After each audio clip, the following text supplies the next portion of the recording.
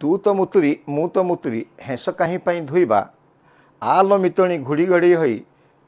पाखरे जोड़िकी शोइबा यही नीति वर्तमान नवीन बाबू आक्रात्मक होती आक्रमणात्मक माने भारतीय जनता पार्टी सरकार तलितलांत करदेक चाहिए से भूली जाऊँच पूर्वर ट्वीट कर समय सर्वाधिक बलात्कार होता समय सर्वाधिक नारी निर्यातना होता ये गुड़ाक सब चुलिकी पसरी गला बर्तमान कौटी क्या माँ है बेलू लगातार होउछि तेणु से विव्रत होउछंती कम विव्रत बेसी राजनीति करुछंती एवं नवीन बाबू तो निजे एक्स हैंडल कि सोशल मीडिया हैंडल करि परंती नै से तांको पई कई जणे करूछि से उड़िया ना कहि परंती ना उड़िया जानि परंती किंतु तांको पई जे लेखुछि से कथा नवीन बाबू जानछंती कि नै से कथा मध्य प्रश्नबाजी भितर रहिछि तो आज एमिति से गोटे ट्वीट करिसंती एक्स हैंडल रे ताकू नै कि हमर आज आलोचना ए आलोचना रे तू तो मुतुरी मु तो मुतुरी हेस पाई कहा पाई धोइबा तो आसंतु देखिबा तेरछा बाण मु विपिन दास नमस्कार। ममिता मेहरंकर जो मृत्यु घटी आपण को एते रैली एते स्ट्राइक एते हो हला एते कार्यानुष्ठान को बदनाम करबा दरकार नै आपण को पाखरे सबटु बेस्ट आ भलो जिंस होची प्रमाण अछि प्रमाण ए हाथ रे धरंतु ए हाथ रे कोर्ट को जांतु जण को दोषी करंतु तांको अरेस्ट करंतु।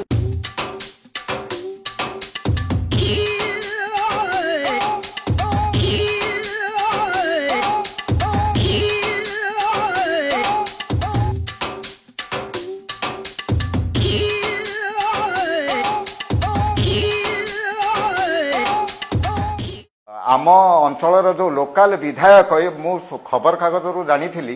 किछि दिन पूर्व आमर जो प्रिय मुख्यमंत्री को गोटे चिठी लिखिकी नारी निर्यातना उपरे लिखी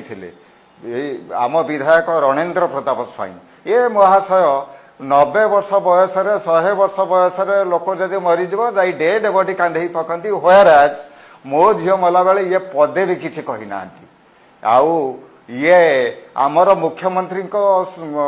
वर्तमान लोकप्रिय मुख्यमंत्री आउ नवीन पट्टनायक सहित तुलना कले सी बीजेडी पूर्वतन जेते भी सब बड़ बड़ नेता अच्छा नवीन पट्टनायक को देखा कर पाने वर्तमान जड़े साधारण लोक आमर मुख्यमंत्री मोहन माझी को देखा। प्रिय दर्शक बंधु आमे आपण को फकीर मोहन कॉलेज घटना परे जो भली भाव में क्रमानुसार महिला को आक्रमण होउची महिला को निर्यातना दिया जाउची रेप होउची गोटे पर गोटे जगार होउची याकू आम दृढ़ हस्तरे दृढ़ स्वर रे मुक्त कंठरे विरोध करूछु ये हवा उचित नुहे किंतु नवीन बाबूंकर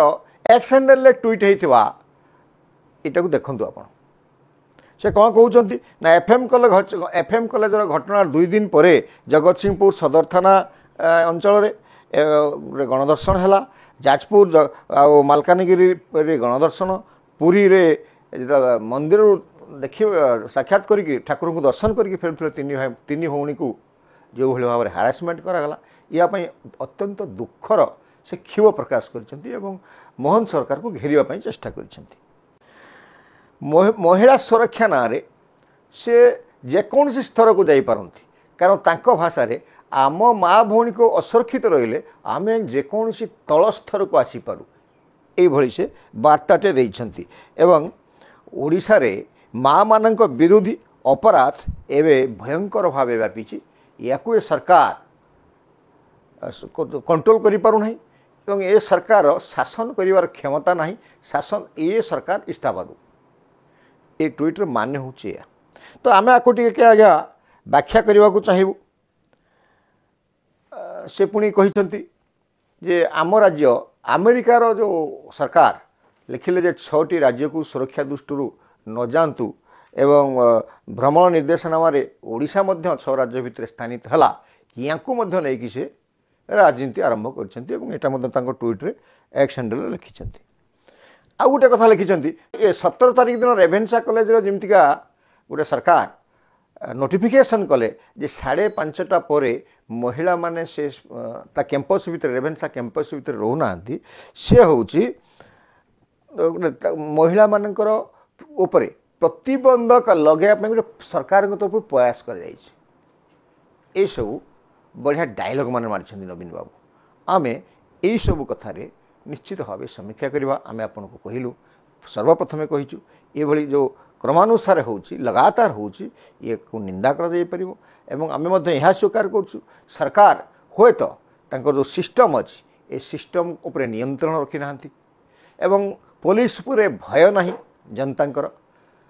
उत्पातकारी एवं शासक दल नेता समर्थक माने जो माने अच्छी से हुए तो ए दिगरे चलचंचल होना मंत्री माने चलचंचल होना इत्यादि इत्यादि विरोधी दल वाला आसिक सरकार को घेरबार लगी आमर प्रश्न हूँ कौन नवीन बाबू को कथा अनुसार विजु जनता दल कार्यकर्ता नेता नेत्री कथा अनुसार यहाँ कौन सतरे मोहन चरण माझी सरकार तांको वर्षक भितर रेकर्ड संख्यक नारी निर्यातन और बलात्कार अधिकारी होती कि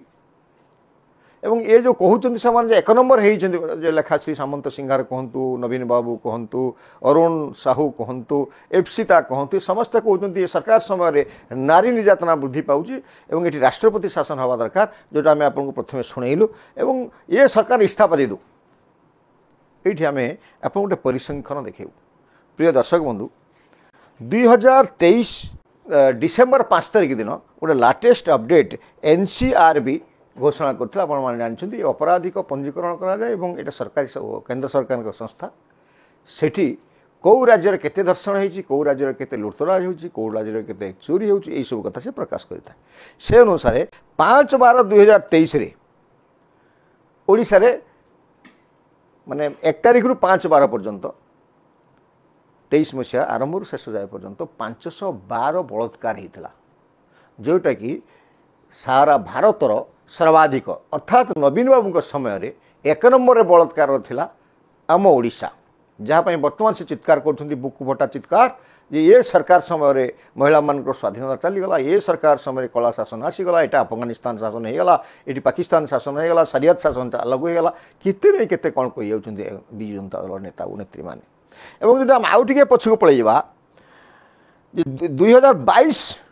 डिसेम्बर 5 सुधा जो आकलन करिथला एनसीआरबी से 452टा दर्शन होता बलात्कार होता एवं एटा सारा भारतर तृतीय स्थान था बलात्कार मोहन सरकार समय समुदाय 738 मामला चार्जसीट होती 217 फैसला हो सारी 25टा मामला फाइनाल रिपोर्ट इत्यादि कि सेतेबेले आम आपको अतीत कहीचु नवीन बाबू समय 23,000 22,000 21,000 होता एवं जदि बलात्कार हिसाब करूँ आम कौटी बेसी होती किए एक नंबर अच्छी से आप जाना दरकार उत्तर प्रदेश सर्वाधिक अच्छी बीजेपी शासित शासन राज्य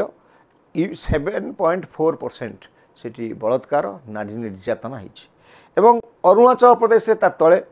5.8%, झारखंड में 5.3%, कांग्रेस शासित अंचल मेघालय 5.1 और दिल्ली में 5.0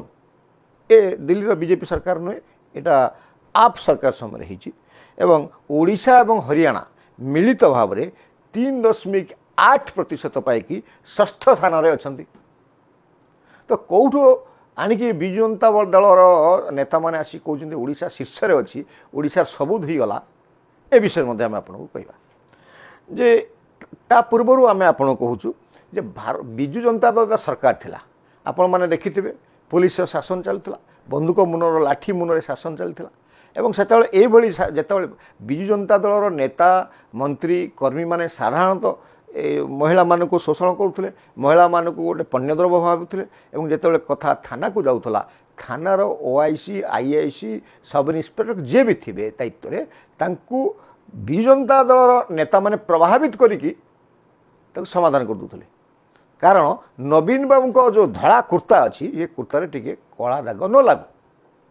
तापर भी नवीन बाबू एक नंबर केस रेजिस्ट्रेशन होता जदि रेजिस्ट्रेशन हो न था धला कुर्तार दाग न पकड़ापी जदि चेष्टा कर नेता मैंने ताहले संख्या पृथ्वीर समुदाय मिसिक ओडिशार मिसी था ये होता नवीन बाबू शासन कलाकारनामा एवं कौन हो ना ये जो लोकंक सरकार नारा दौरान एवं लोकंक सरकार हिसाब से लोकों पाखे ठिया होती वर्तमान जो भली भाव में सांबादिक मैंने सांबादिकता करुँच अतीत ये ओडिया सांबादिक मान देखी केवल पांड्यान कि नवीन बाबू की बैठ दौले केवल प्रेसमिट करते ये गोड़े दौले जहाँ कहते सेंटर नेशनल एवं इंटरनेशनल सांबादिक मैंने कहते सांबादिक मैंने खबर पाइबापी खबर आने साहस जुटे पार्थ कारण पुलिस भय था बहुत क्षेत्र पुलिस की बाड़े जानते जनता दल नेता मैंने सेक्रेटेरिएट को छाड़ू ना प्रतिबंधक लगे जो जहाँ घटना प्रतिबंधक लगे सांबादिक मानक 500 गोटे किलोमीटर दूर रखी दिया आपण मैंने कथा जानते जहाँपाई बर्तमान सेटा जेहेतु नहीं बर्तमान सबू घटना एतला दिया एवं से 100% लोक 100% दंड विधान हो गिरफ होती आपण मैंने लक्ष्य करेंगे तापर आम आ गोटे कथा कहवा या परे मध्य जो परी बेबिना पिहू सुस्मिता यही सब कथा बेले कौन करते पुलिस को एवं साक्ष्य को एमाने करी निजर कर नौले जे बाटे हो प्रभावित करुले एवं करी सब केस को फल्स कर देते से ओडिशा जलूला तो यही बर्तमान कॉलेज छात्री ये सब जो हो कारणटा कौन हो पारे आम आप गोटे भिडियो देखा आप देखूँ ए भिडियो रे आप देखुं छात्र छात्री मान यौवन प्राप्ति छात्री मान छाती छाती भिड़े की लेक्चर प्रोफेसर मान नाचुंट